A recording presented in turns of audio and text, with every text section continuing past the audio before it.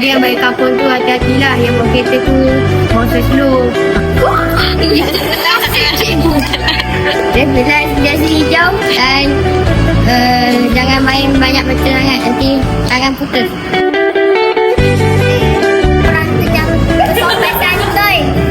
Dan bersyukur kepada orang yang berbagi duit raya. Okey, maksudnya bersyukurlah kat cikgu. Yeay. Yang pergi rumah orang tu beraya-raya, apa dia dapat duit pada tuan rumah, jangan minta duit depan tuan rumah. Okey. Alhamdulillah. Masya Allah.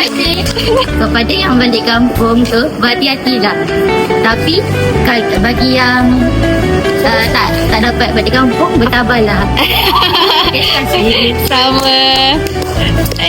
Saya ucapkan saya kepada dunia ini dan tolong menjaga keselamatan semasa main racun. Main racun?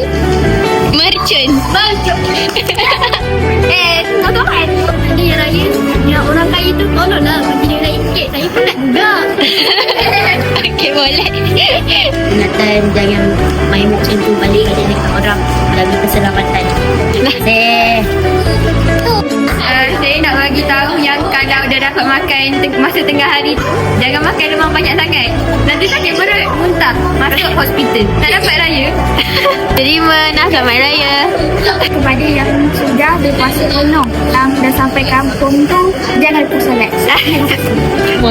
Salamlah kepada keluarga kamu dan jaga adab apabila semasa di kampung. Sadis. Saya nak ucapkan tanya kepada siapa yang puasa penuh. Siapa yang tak puasa penuh, jangan lupakan puasa ya. Terima kasih. Saya nak minta dengan kepada yang nak jumpa orang pada hari raya tu.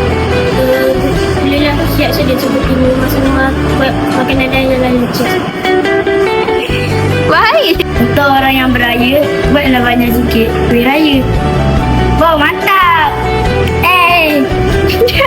Nak.